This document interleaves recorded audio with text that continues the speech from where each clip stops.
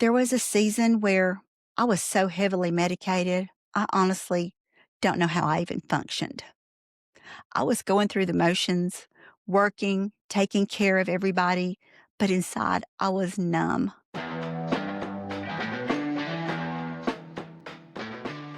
Hey, y'all, it's Roxanne here. And believe it or not, I actually fixed my hair today.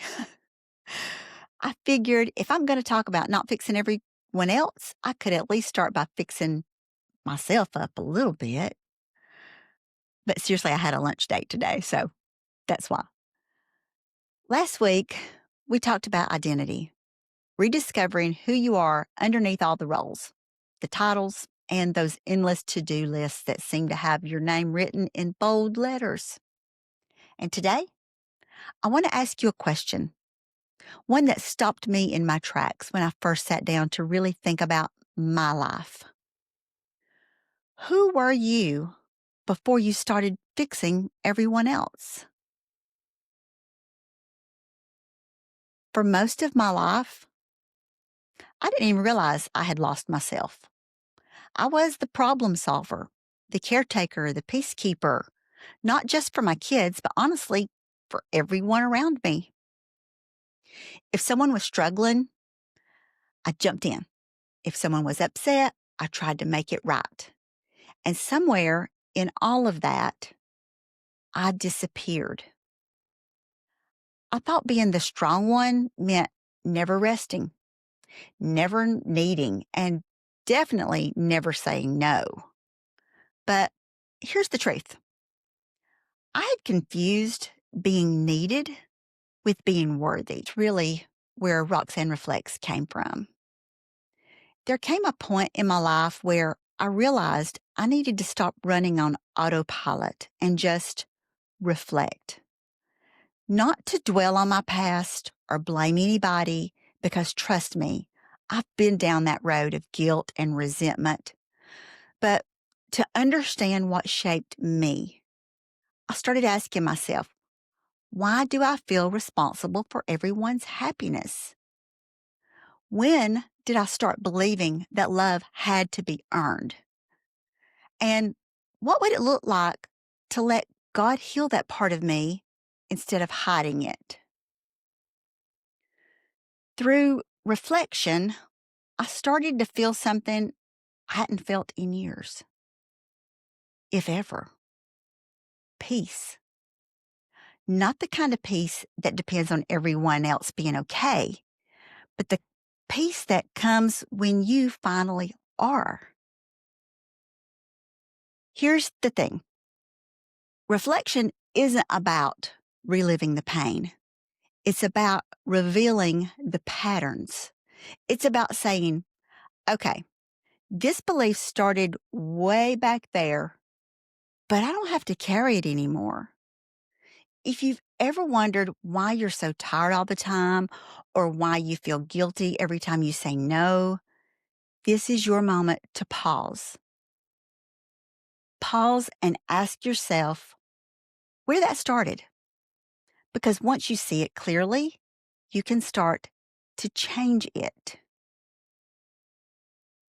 You know, when I talk about reflection, it's not just a cute idea or something I read in a devotional.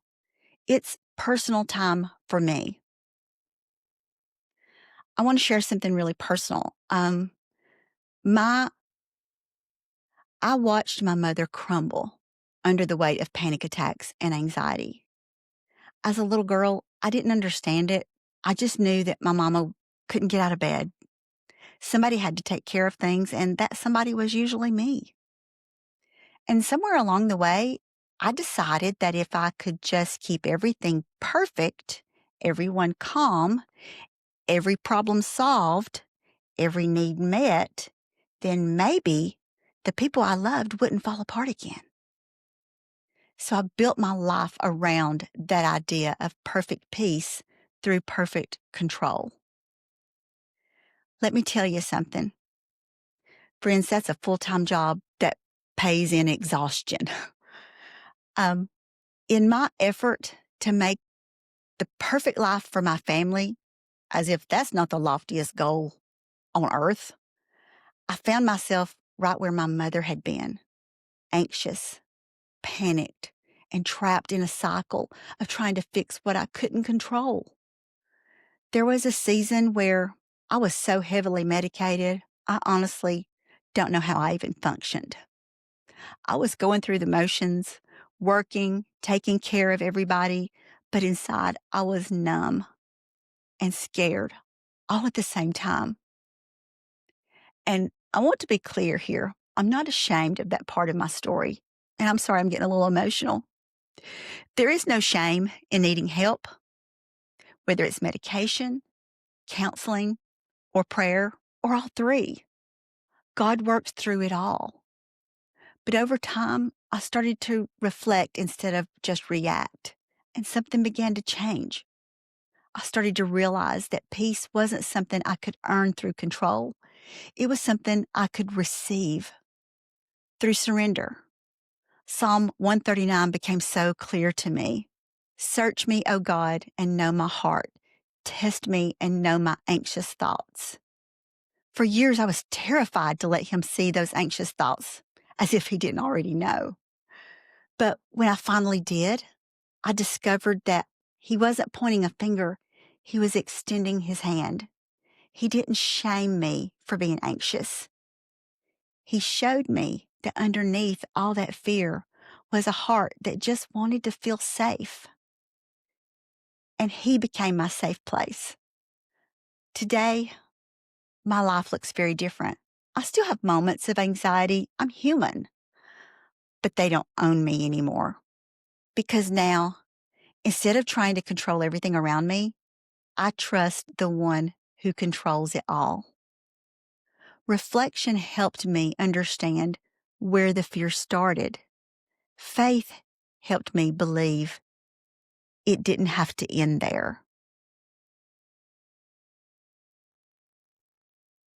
Before we close today, I want to give you something I wish someone had given me years ago.